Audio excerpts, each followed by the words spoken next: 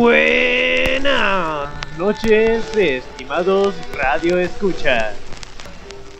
Desde los estudios centrales de la emisora 108.1 del cuadrante AM, les damos la bienvenida a una nueva transmisión del servicio nocturno. Aquí, donde el tiempo se detuvo y las voces aún tienen algo que decir, comienza la hora misteriosa. Son las 12, en punto de la medianoche, hora del recuerdo.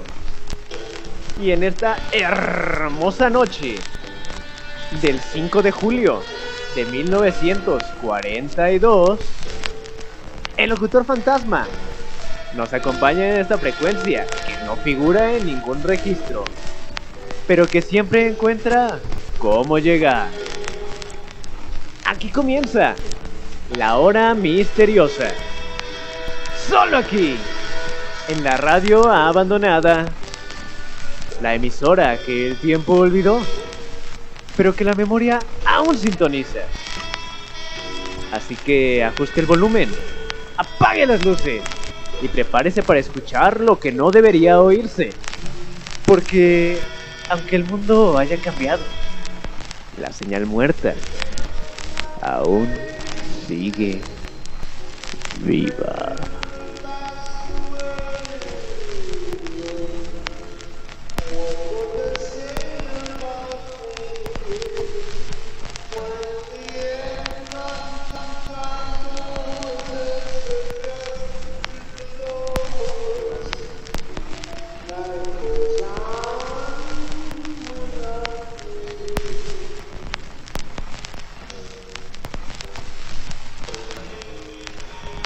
Muy buenas noches, estimados radioescuchas.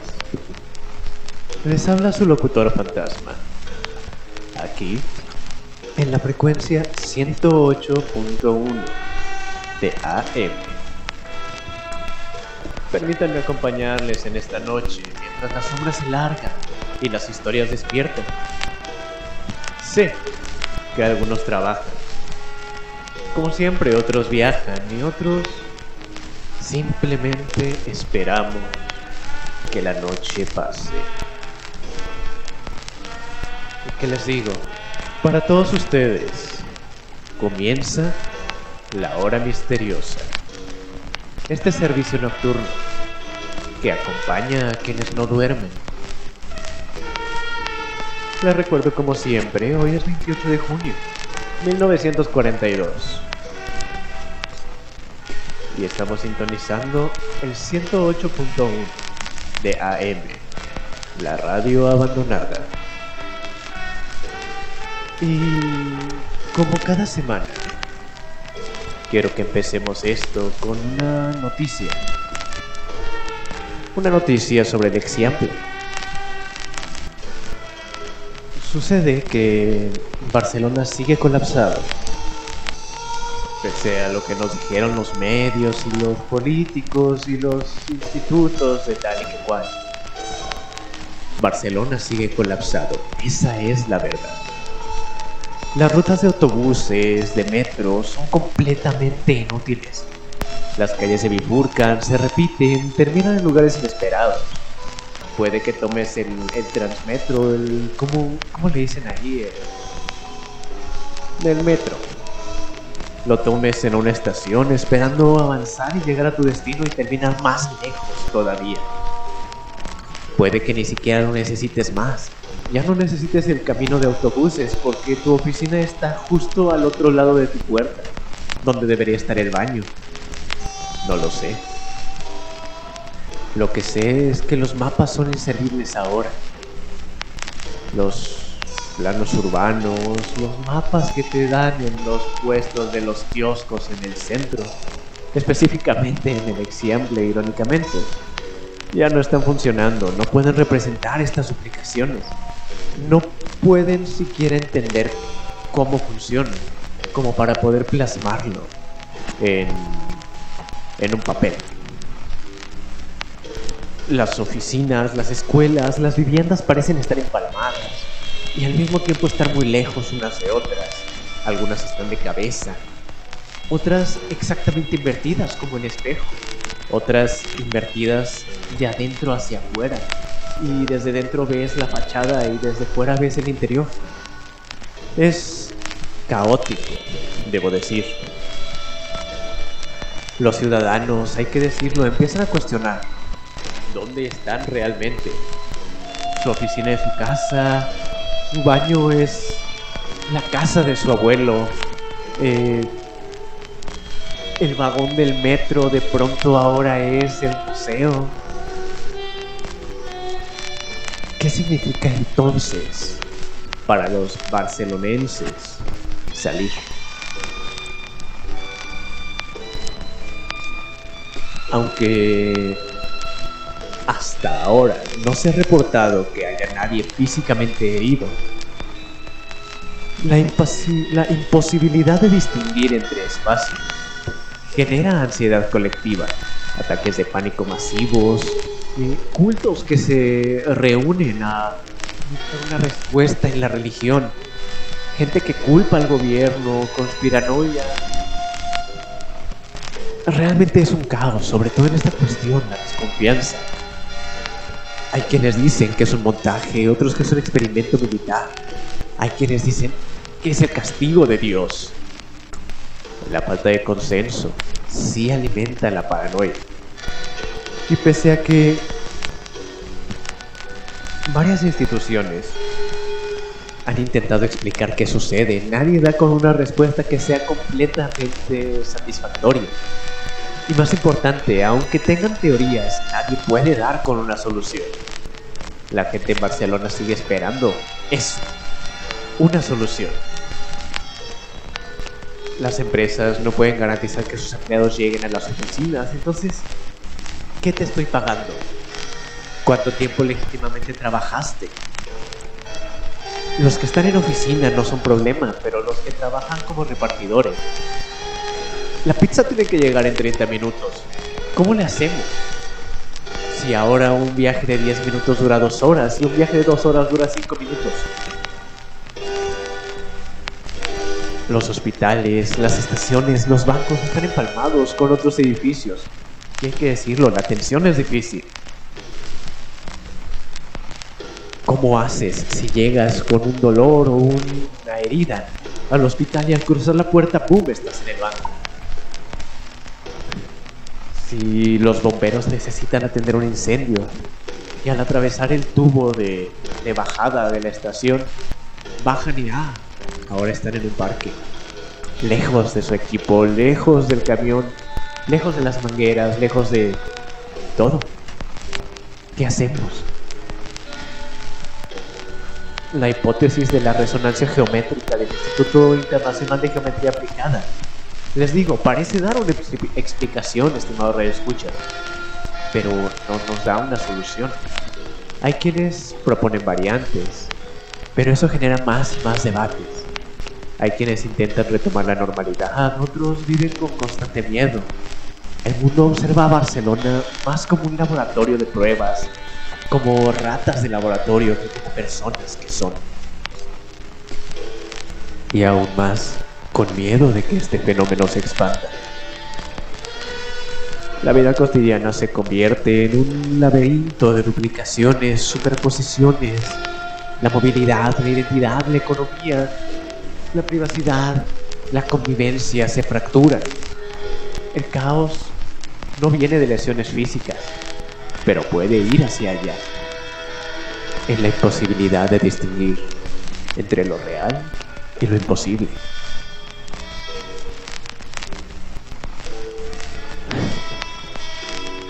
No nos queda más que esperar lo mejor.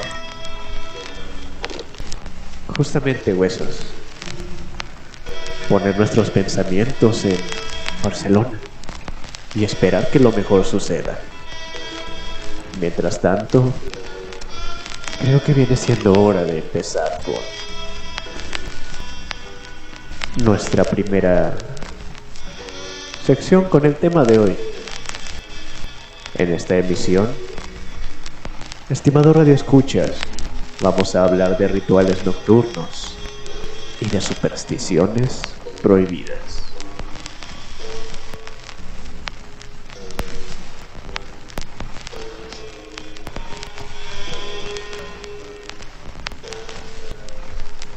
Y es que para dar un buen inicio a esta emisión, creo que sería bueno hablar de la superstición que nos daba nuestras abuelas. Quizá algunos lo recuerden. Yo todavía recuerdo a mi madre decirlo y tengo que decirlo. A los más jóvenes yo se los sigo recomendando. No salir de noche.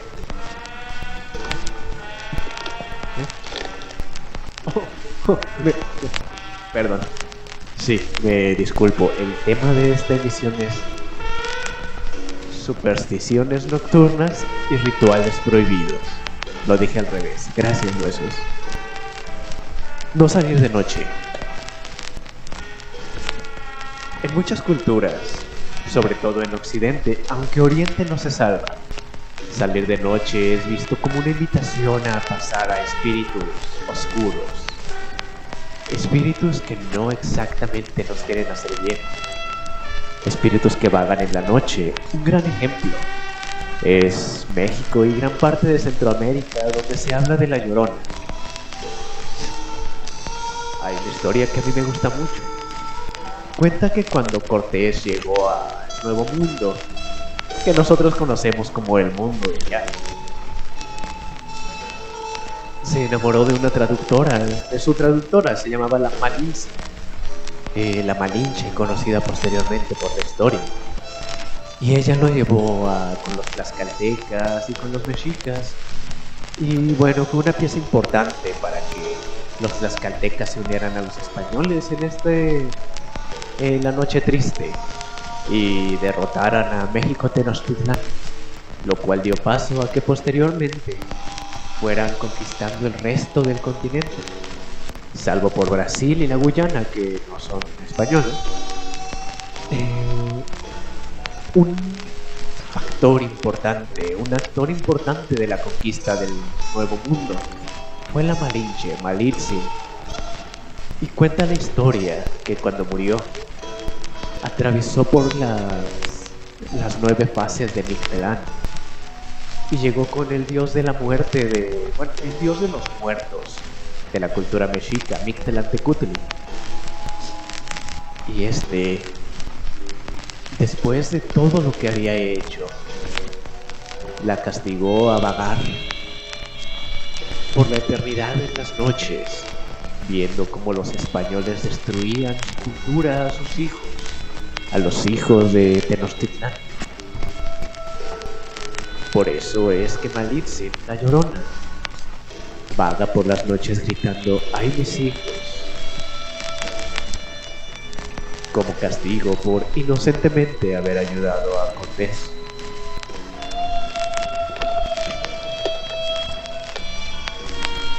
Eso es cierto, huesos, no hay que quitar del renglón el dedo al decir que durante la conquista la Malitzin también fue una esclava de Cortés, que si bien se casó con él y creo que tuvieron hijos, era una esclava, y eso no hay que quitarlo por el hecho de romantizar el fin. Lo que sabemos es que la Llorona aparece en las noches. Si la escuchas lejos, está cerca, y si la escuchas cerca, está lejos. Siempre hay que estar muy atentos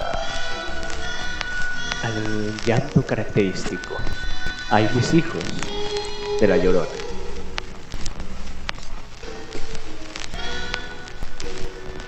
Pero este no es ni de cerca el único mito interesante que sucede en las noches. Los españoles, por ejemplo, hablan de Pedro Portero. Allá en España se cuenta que en la noche, cuando las calles se vacían, las puertas se cierran, muy bien cerradas para que este hombre no entre, aparece este gallardo galán llamado Pedro Portero. Nadie sabe de dónde viene. pero siempre carga con un manojo de llaves que tintinea como si fueran campanitas fúnebres. Se coloca frente a ti en la penumbra y con una voz muy grave, como si viniera de un sótano olvidado, pregunta: ¿quieres pasar? Yo puedo abrir la puerta. El precio... el precio es pequeño. Y así la tentación, estimado radioescucha, se disfraza de oportunidad. Una puerta hacia riquezas, favores, poder. Pero detrás de cada llave hay un pacto. Pedro Portero no pide oro, pide tu alma, o tu vida, o la vida de alguien cercano. Es una forma tradicional española de llamar a Rumpelstiltskin o al diablo, disfrazado de guardián, de ofreciendo lo que más deseas, a cambio de algo que nunca deberías entregar, porque su magia es poderosa y por eso tiene un precio muy alto. Quienes lo rechazan han contado que al caminar de regreso sienten pasos detrás de ellos. Pedro Portero va ahí. Nunca ven quién lo sigue, pero saben que en la noche les ha cobrado un precio y que Pedro Portero es rencoroso. Pedro Portero es una metáfora de la curiosidad humana, la tentación de abrir lo prohibido. En la noche, cada puerta cerrada tiene un precio.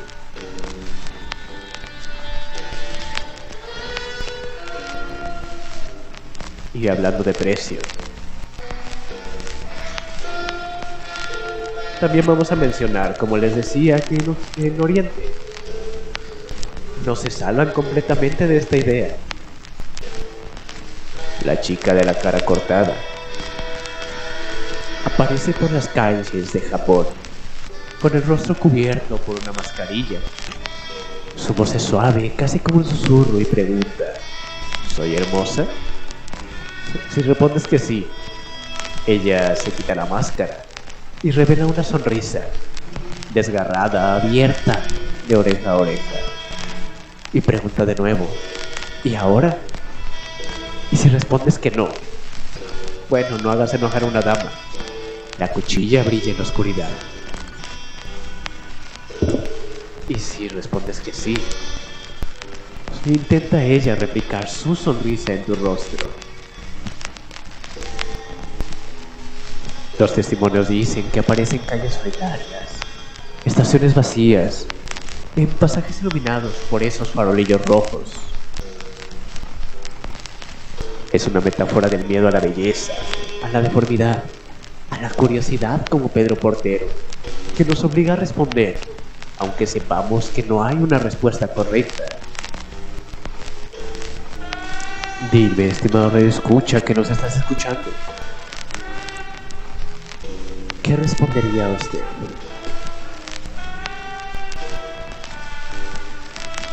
Y hablando de precios a pagar,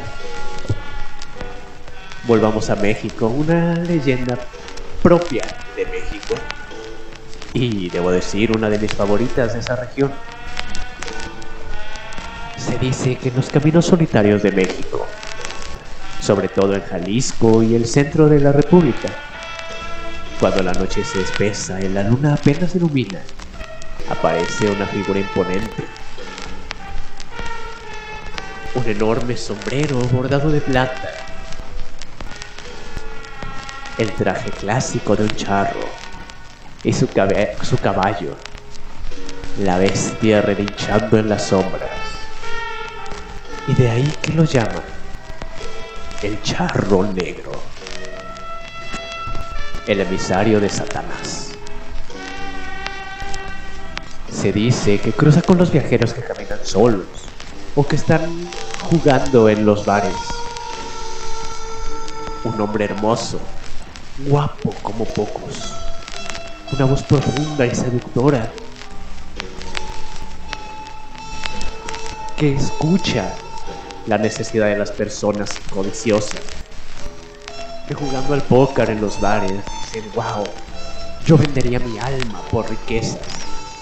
Y ahí hace su entrada. Ofrece oro, poder, fortuna, sacos de oro. Y quien acepta paga un precio alto, como ya hemos visto, tu alma. Quien lo rechaza queda marcada de por vida por su mirada ardiente. Cuando la luz de la luna le da, descubrimos que no es un hombre hermoso, es apenas un esqueleto, consumido hasta los huesos por llamas. Nadie sabe por qué no se dieron cuenta antes, pero en cuanto la luna aparece, el charro muestra su verdadera forma. Cuentan que era un hombre caprichoso y avaricioso, que un día perdido en el monte se encontró con el diablo. Y este le ofreció riquezas a cambio de su alma. El charro aceptó. Volvió a su casa y compró una hacienda. Se hizo el hombre más rico de todo Jalisco. Hay quienes dicen Chihuahua, pero lo usual es Jalisco. Pero no era tonto. Sabía que al terminar sus riquezas, lo que encontraría sería su final y el diablo cobraría su deuda. Así que la última bolsa con 3 monedas la enterró en el monte para que no se pudiera gastar y así él no tuviera que pagar su deuda. Pero claro, el charro era astuto, pero no más astuto que el diablo. Como castigo, ahora estaba condenado a pasar su maldición a cualquiera que aceptara la riqueza, andando por las noches, buscando a alguien que aceptara esa bolsa de oro. Y así su alma podría descansar en el infierno. Y el alma de este pobre incauto tendría que buscar una nueva víctima, el emisario del diablo. Pero más que supersticiones, también hay rituales.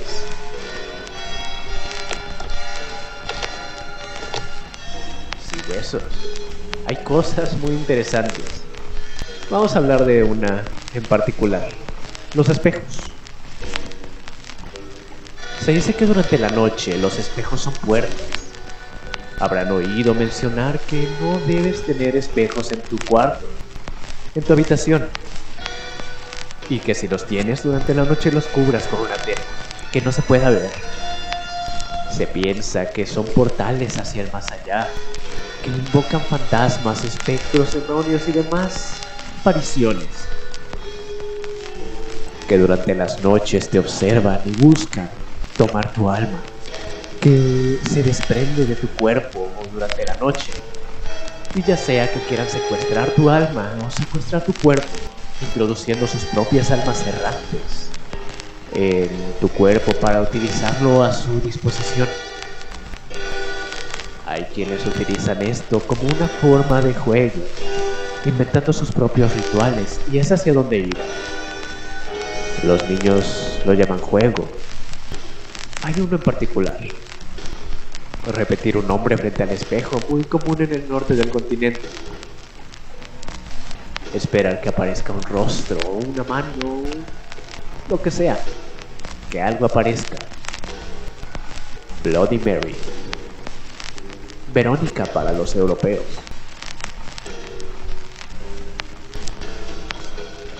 Pero también está otra idea. Se cuenta que el actor Bela Lugosi, el primer hombre en interpretar a Drácula en los cines, oficialmente, quitando a Max Schreck y Nosferatu, se dice que tenía un espejo negro en el que nadie quería mirarse. Se dice que una vez que murió Bela Lugosi, reflejaba más que una imagen. Mostraba la muerte que aguardaba detrás de cada espectador. Se dice que el vampiro poseyó ese espejo y ahora es una reliquia maldita, un espejo que nadie se atreve a conservar. Lo que es cierto, huesos, estimado radioescuchas, es que quien juega con espejos de noche se arriesga a más que un susto. Hay quienes aseguran haber visto figuras que no estaban en la habitación. Otros escucharon voces que respondían desde el reflejo. Reflejos que se movían como no deberían hacerlo.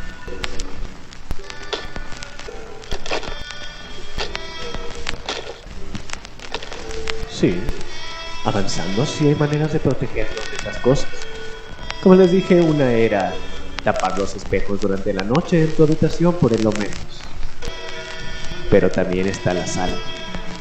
Hablemos un poco de la sal, ¿quieren? Justo antes de pasar a nuestra siguiente sección.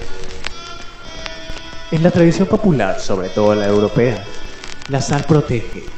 Se dice que si trazas un círculo de sal a tu alrededor, ella puede detener espíritus o brujas o fuerzas oscuras que intenten cruzar.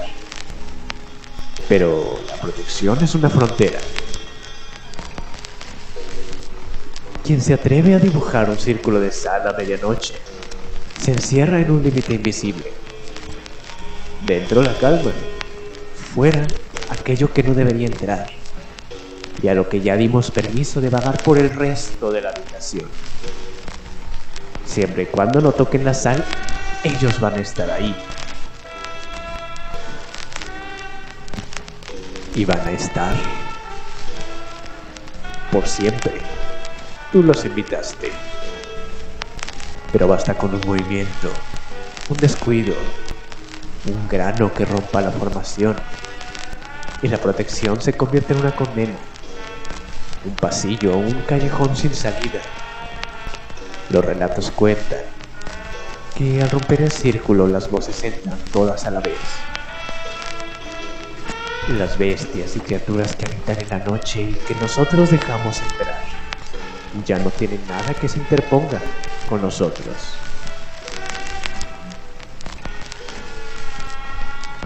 Por eso es que hay quienes dicen que la sal no solamente protege, también atrae.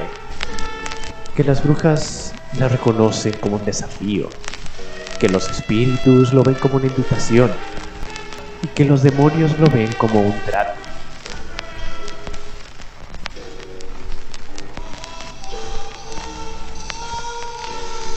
De este modo, el círculo de sal es metáfora de los límites, la frontera que creemos segura, pero que puede volverse una trampa en la noche, y que cada protección puede convertirse en una condena, muy similar, por ejemplo, a taparnos, como cuando éramos niños, taparnos hasta la cabeza, cuando escuchamos cosas en la noche esperando que una cobija nos salve de los poderes del mal. Por algún motivo, no sé, nos hace sentir seguros y eso es lo que nos importa. El círculo de sal funciona exactamente como esa cobija. Aquí yo les pregunto, estimado radioescuchas, huesos, ¿en serio creemos que un poco de sal va a ser capaz de detener al diablo? Unos granos de sal detendrían todas las fuerzas del mal a nuestro alrededor. ¿Simplemente se rendirían al ver la sal? Preguntémonoslo por un segundo.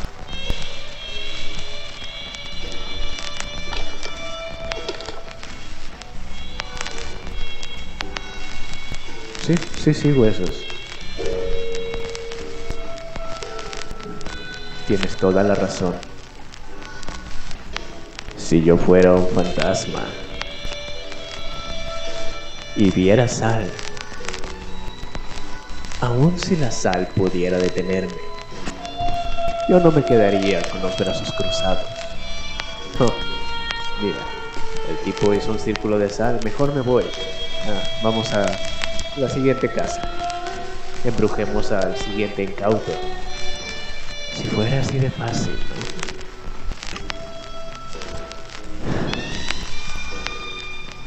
Si fuera así de fácil.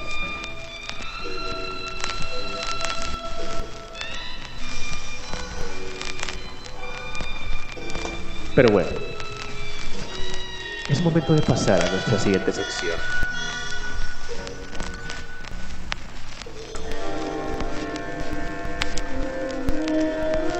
Al siguiente capítulo de nuestra radionovela, El nombre prohibido.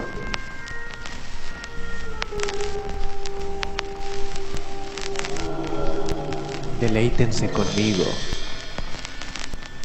En esta ocasión, con el encuentro en el bar. Les recuerdo, yo soy su locutor fantasma y estamos sintonizando el 108.1 de AM, la radio abandonada, en su programa de medianoche, siempre confiable, La Hora Misteriosa. Este 28 de junio de 1942, 12:30, a punto de la medianoche. La reunión secreta.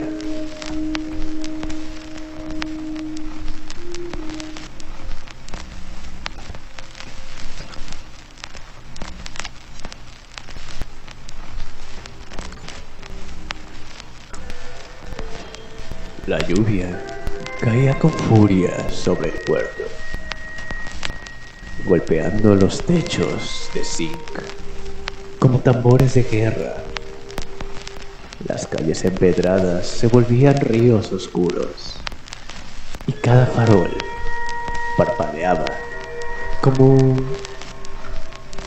si estuviera a punto de apagarse. Y en una habitación apartada, sin ventanas abiertas, él y ella se encontraron, lejos de las miradas curiosas. El aire estaba cargado de humedad, de secretos.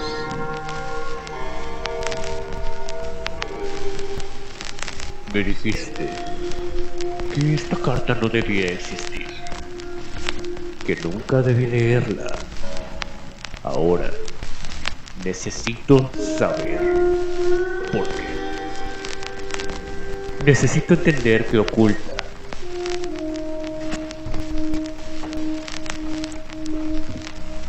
Es porque este nombre nos une. ¿Que no lo ves? Nos une y nos condena.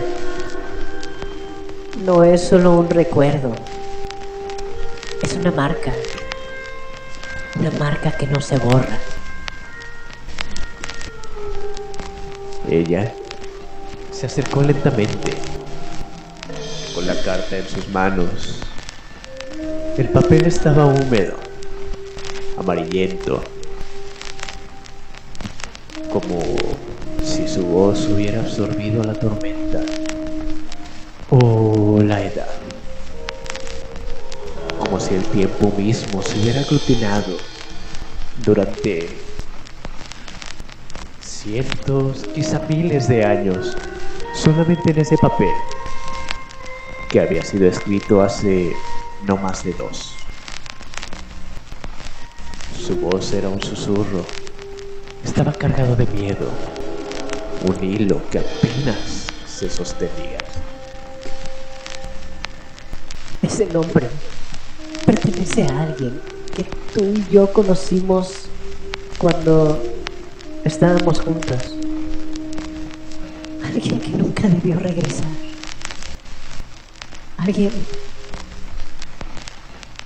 que nunca se fue. Al menos no del todo. Siempre estuvo entre nosotros. Incluso cuando creíamos estar solos. ¿Quién es? ¿Qué significa para ti? Porque siento que todo lo que vivimos está manchado por él. porque significa que nada fue nuestro.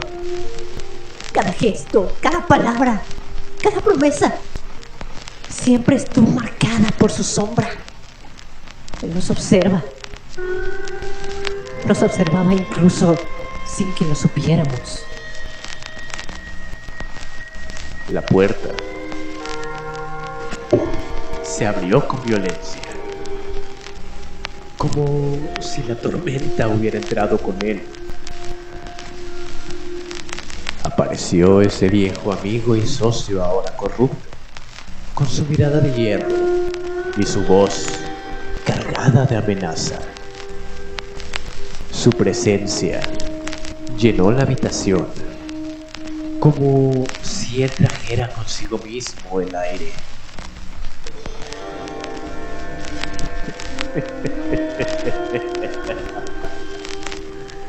Así que ya lo confesaste. El secreto compartido, que ahora es mío también. Ay, no pueden ocultarlo más, ¿cierto? No tienes derecho. Este asunto no te pertenece. Oh, ¿no? Yo tengo más derecho que ustedes. Ese nombre me pertenece a mí, tanto como a ella, y tanto como ahora te pertenece a ti.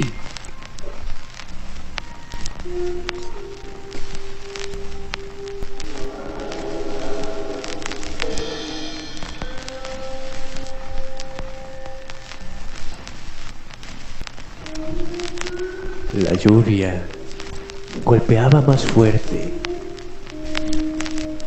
como si quisiera borrar con sus gotas las palabras que flotaban en la habitación.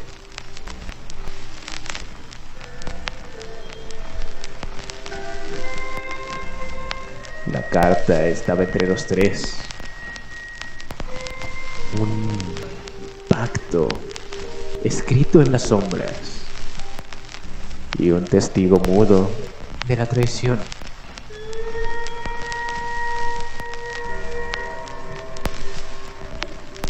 Él miró a la mujer, luego a su rival, y supo que su secreto ya no se podría ocultar.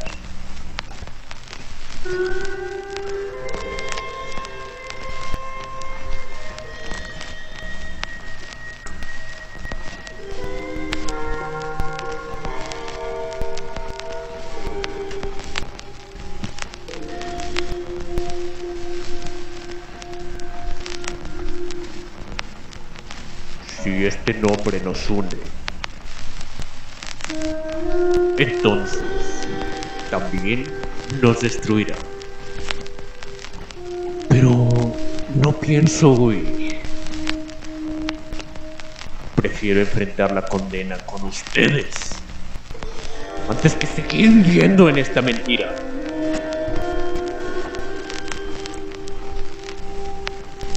Entonces prepárate, porque lo que viene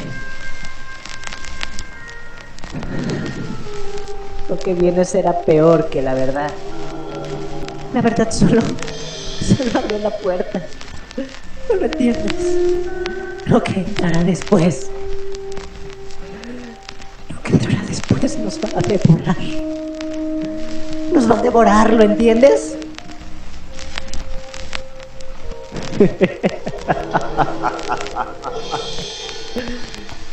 El puerto ya eligió. Ustedes no tienen escapatoria. La lluvia no limpia, la lluvia arrastra. Y esta noche quedará marcada en la historia, porque el mar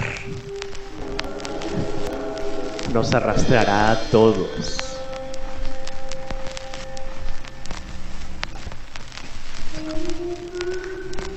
La tormenta apagó las luces de la habitación, dejando Solo el eco del silencio y de un secreto compartido que empezaba a desbordarse en los nervios de cada uno que lo conocía. Afuera, el puerto se convertía en un laberinto de sombras. Y cada gota de lluvia parecía repetir el mismo nombre prohibido.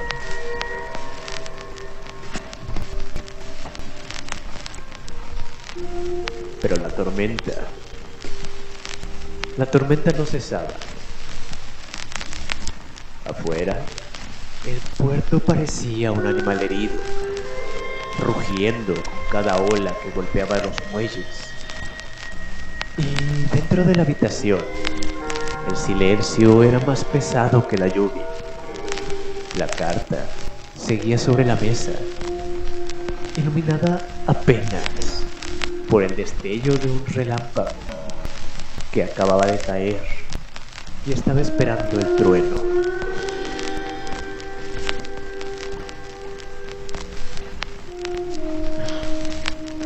¿Cómo me voy a meter en esto?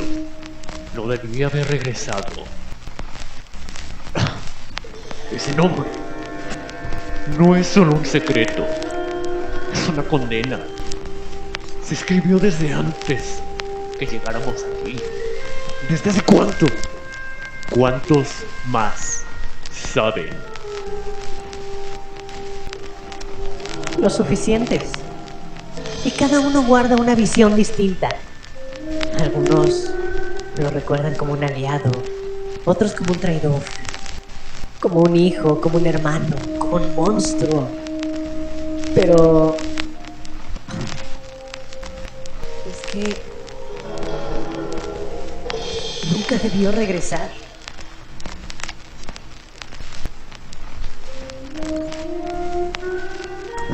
¿Regresó? Porque yo lo llamé. Porque el puerto necesita un dueño. Y ustedes no tienen el valor de ocupar ese lugar. La carta es la prueba. Y yo tengo la llave.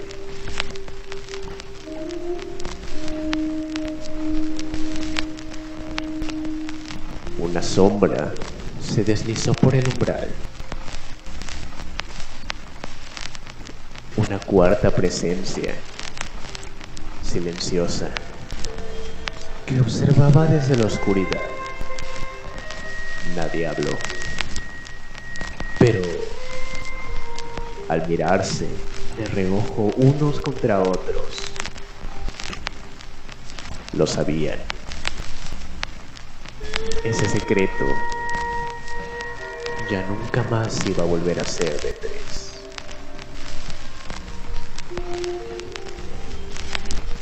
¿Quién está ahí? ¡Muéstrate! Es él. Él nunca debió volver. Ahora está aquí. La lluvia golpeó con furia, apagaba cualquier respuesta, y el puerto entero parecía contener la respiración, esperando el desenlace de un pacto que, así como las olas del puerto, había comenzado a desbordarse. Y los problemas iban esta vez a tener serias consecuencias.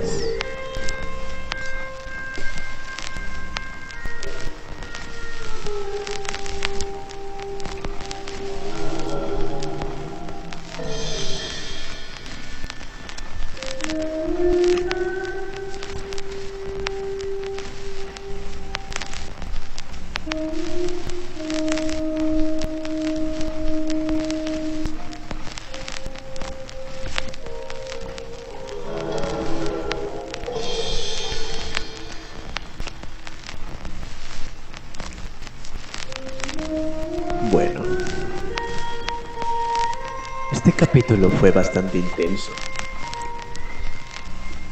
No puedo esperar a saber de qué nombre se trata, el nombre prohibido.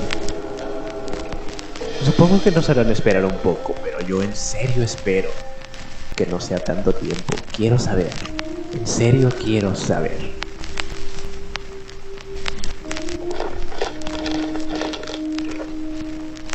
Y sí, hay que decirlo, estimados radioescuchas, huesos también.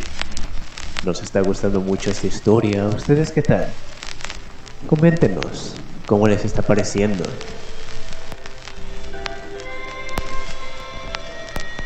¿Les está agradando? Una buena alternativa a las historias de detectives que nunca terminamos, ¿cierto? ¿O deberíamos volver a los detectives?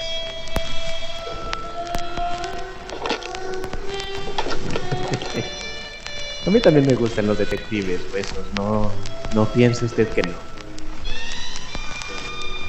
Pero bueno, es hora de volver a nuestro tema. Supersticiones nocturnas y rituales prohibidos. ¿Lo dije bien esta vez? Muchas gracias. Y es que, como llevo diciéndoles toda la temporada, estos no son solamente cuentos para asustar a los niños o a los incautos.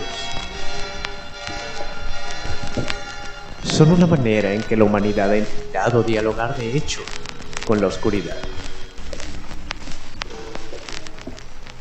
Los círculos de sal, los espejos, los nombres que se invocan, son recordatorios de que no todo está bajo nuestro control y que la noche es la prueba que nos obliga a aceptar que somos vulnerables y que, como pequeños niños asustados que siempre hemos sido, necesitamos historias para sobrevivir al silencio. Y quizá por eso seguimos creyendo. Porque en la vigilia compartida, el miedo se convierte en compañía. Y hay dos factores que mencionar aquí, estimado radioescuchas. Primero que nada, los índices de criminalidad se disparan durante la noche, sobre todo en las calles. Es natural que tradicionalmente sintamos miedo a salir de noche, porque es el momento más peligroso para nosotros como animales diurnos. Podemos ser robados, secuestrados, abusados, en tiempos antiguos devorados, cazados y depredados.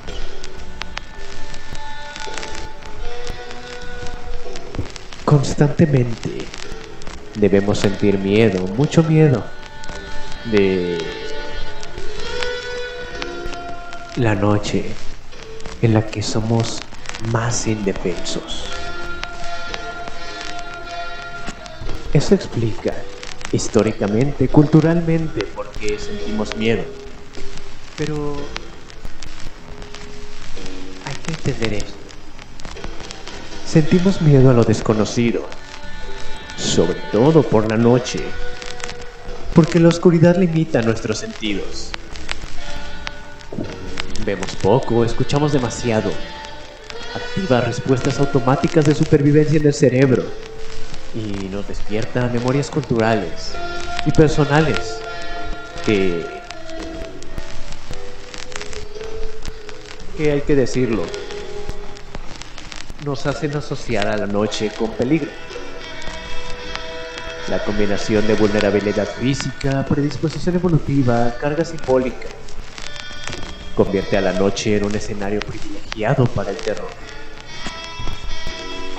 Hablando de lo biológico, nuestro sistema límbico actúa como un centinela, disparando respuestas rápidas de lucha, huida o parálisis ante estímulos ambiguos como ruidos, de los cuales no conocemos su origen, cosa que en la oscuridad, bueno, no conocer el origen de un ruido es la cosa más normal. La evolución nos dejó predispuestos a temer a la oscuridad, los ruidos graves, la soledad, porque en la prehistoria, en el tiempo antes del tiempo, esas eran las señales de que depredadores o amenazas que no podíamos ver estaban a nuestro acecho. Y al reducirse la vista, al no tener una ancla con el mundo que nos rodea,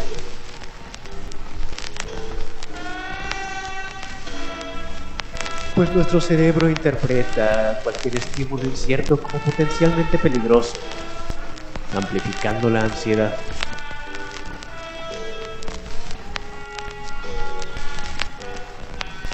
Hablando psicológicamente, lo imaginativos que somos, la falta de estímulos claros permite que la mente proyecte terrores, figuras o voces que no existen. En este efecto que ya habíamos mencionado anteriormente, la pareidolia. Traumas infantiles, películas de terror, relatos transmitidos a través de radios refuerzan la asociación entre nosotros y la amenaza. La soledad también es un factor clave. La noche nos aísla, nos quita todas las distracciones y al mismo tiempo todos los lugares seguros. Los pensamientos se intensifican, estamos solos contra nuestra propia mente. Y, señores, ese es el peor de todos los demonios. Con diferencia, debo decir. Y así aparecen mitos como La Llorona, el Charro Negro, Pedro Portero. Estos transmiten la idea de que la noche está poblada de presencias. Presencias que no podemos ver, pero están ahí, acechándonos. Un teque-teque en la noche, los pasos de Pedro Portero, la mirada del charro. Al mismo tiempo, los espejos, los círculos de sal, refuerzan la oscuridad de que... No, refuerzan la percepción de que la oscuridad es un espacio donde lo sobrenatural se manifiesta.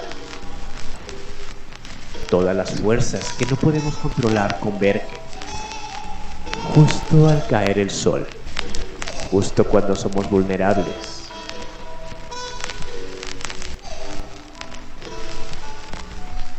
Al mismo tiempo, muchas culturas, por esto mismo, intencionadamente refuerzan esta idea de que la noche es territorio de espíritus y demonios, refuerzando aún más nuestro terror colectivo.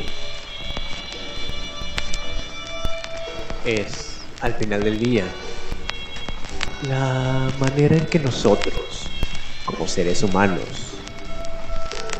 intentamos dar alguna explicación a por qué nos sentimos tan vulnerables, por qué tenemos tanto miedo cuando cae el sol, por qué queremos llegar a casa y recostarnos en la seguridad de nuestro hogar, en la seguridad de nuestra habitación, en la seguridad de nuestra cama,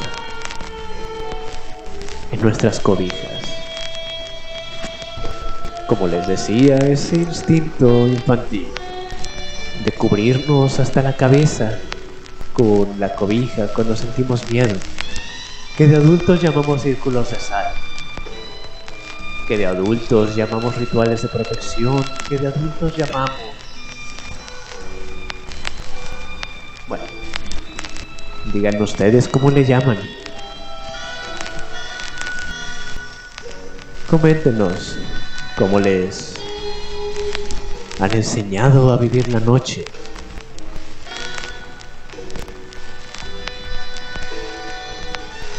Lo cierto, estimados radioescuchas, es que la noche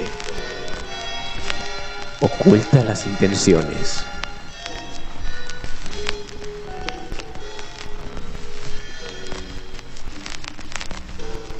René Descartes decía que las almas más nobles eran capaces de las más altas virtudes, así como de los más bajos vicios. Y así la noche, en su grandeza, es capaz de darle refugio a los amantes,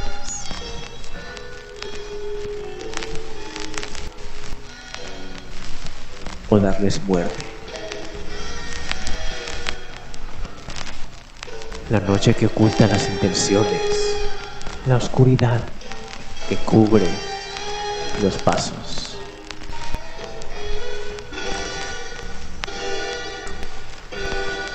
También hace que nos sintamos más libres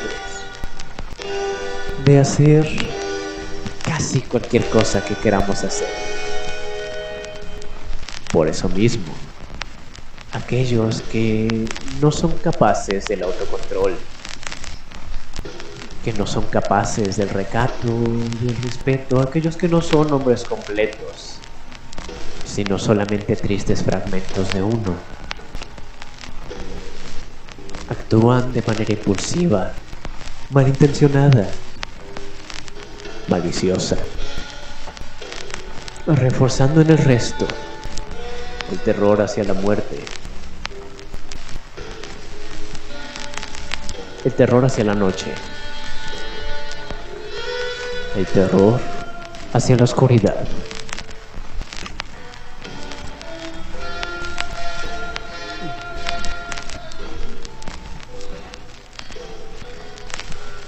En este miedo a la oscuridad, buscamos darle algún sentido entre fantasmas, espectros, brujas y demonios, para explicar que son seres ajenos a nosotros, los que son peligrosos al ponerse el sol, no personas como usted o como yo, seres malignos que nacieron en los infiernos.